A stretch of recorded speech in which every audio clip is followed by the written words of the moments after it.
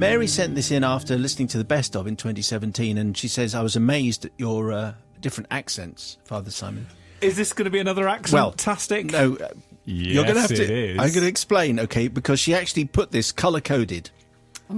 And she said, when you have this, you want a South African accent. Wow, And when you have this, you want a Botswanan accent. Oh, brilliant. Okay, I so can't wait. by South African accent, she obviously means Afrikaans Okay. and Botswana. So in place of that, where it's South African, I'm going to be London. And where it says Botswana, I'm going to be vaguely rural English. So just so that you know when we get there. Okay. Yeah. Father Simon and the Snowy White Angels of Forgiveness. Aww. My confession happened some years ago when my husband was still in full-time work and we only had limited holiday time left that year, but we wanted to go somewhere exotic. Having always been fairly independent travellers, we decided to give one of those specialised travel firms that cater for that special age, and I don't mean 18 to 30, we thought we'd give them a chance to wow us with their travel experience. The holiday was entitled In the Footsteps of Livingstone. We met our fellow travellers and our guide, Johannes, in Zambia at the airport. Now, Johannes, let's say, was an upfront kind of guide. He had very strong, somewhat misguided opinions about everything. And he wasn't afraid to voice them either. Okay? Are we going to hear those opinions? No, you're not going to hear Really the hope opinions. so. But he greeted us and said, right, I'm your guide for this tour. And we're going to get along splendidly if you listen to me. Oh, yeah. I am the expert. Under no circumstances will you book a tour which is not recommended by me. You will not tip any of the safari guides. You will not tip any drivers. I will handle that. When we get to our hotel, Johannes continued, I suggested you all go to your rooms and have a restful afternoon. Do not go out of the hotel grounds. We will be meeting for a barbecue this evening at 7, and then we'll go and see the Victoria Falls tomorrow Slightly more morning. sinister now. Yeah, he was, yeah.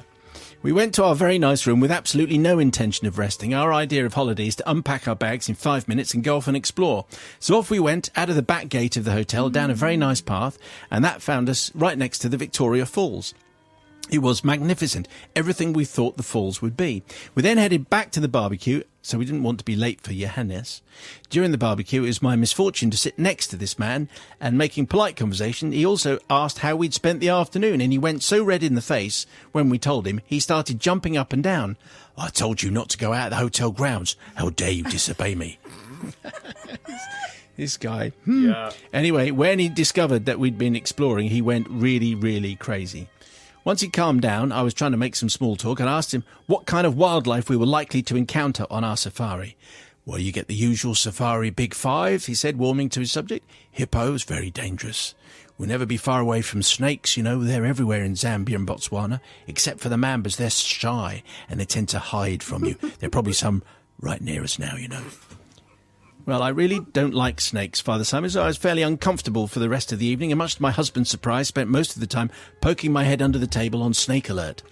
A few days later into our trip, after a very busy day of safarying, we headed off to our first floor room to sit and write the dreaded postcards. My husband will avoid this duty at any cost, as I think will most men. As soon as we got to the room, he suggested getting changed, then heading down to the bar for refreshment. So I agreed, and I followed him into our room to get changed, and as he entered, he threw back the heavy curtains and went striding off to the bathroom. I heard a plopping sound and looked down to see a toy rubber snake, bright green with red eyes, on the floor beside me.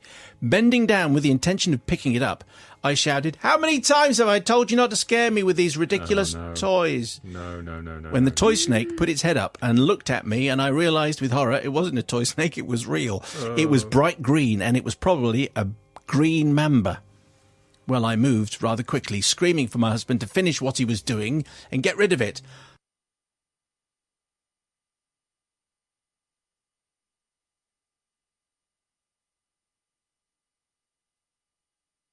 "Oh, how lovely," he said. "I'll take a photo of it." And then he proceeded to crawl around on the floor, taking photos of this snake who was not afraid of him and was not going to leave what he considered to be his residence. I picked up the phone and called down to reception. In my best calm British voice, I said, "This is room 234. We have a snake in our room. Could you send someone up to remove it, please?" Reception says, "Are you sure, madam?" So I said, Oh, I'd forgotten. Yes, this was the compromise, wasn't I it? say, Yeah. Go on. yes, of course, I'm sure it's all snaky, with snake eyes and everything. Get someone here now, please. What seemed like an eternity, I spied one of the gardeners coming our way, armed with a broom. Husband was still photographing Hissing Sid, who obviously had his own Facebook page the way he was posing. Gardener appeared at our door, over 6 foot tall, but he obviously didn't want to undertake this task. Has the snake gone, miss? No, I said. What colour is it? It's green, it's got red eyes. Oh, I don't do green snakes, says the gardener. Yes, you do, I replied. And without further hesitation, I grabbed hold of his safari jacket and hauled him into our room. I'm 5'0", Father Simon, surprising where your strength comes from when you need it in times of stress. Without much shouting, the gardener with his broom swept the snake out of our room, over the balcony, and onto the balcony below. What? Well, I spent a great time over many G&Ts in the bar later with my story, getting everyone's sympathy, but was still a bit worried about the residents who were 1 floor down because the snake had landed on their balcony and then disappeared. So on the way back to our room, I decided to knock and warn them. But the door was flung open and all thoughts of warning disappeared as I discovered that our downstairs neighbour was none other than our beloved guide, Johannes. Yes, he said menacingly. What do you want? Oh, I said, nothing. Just wondered what time we were supposed to meet for our evening safari. No way was I going to tell him that there was a Facebook star, basically a snake, sharing his bed for the night.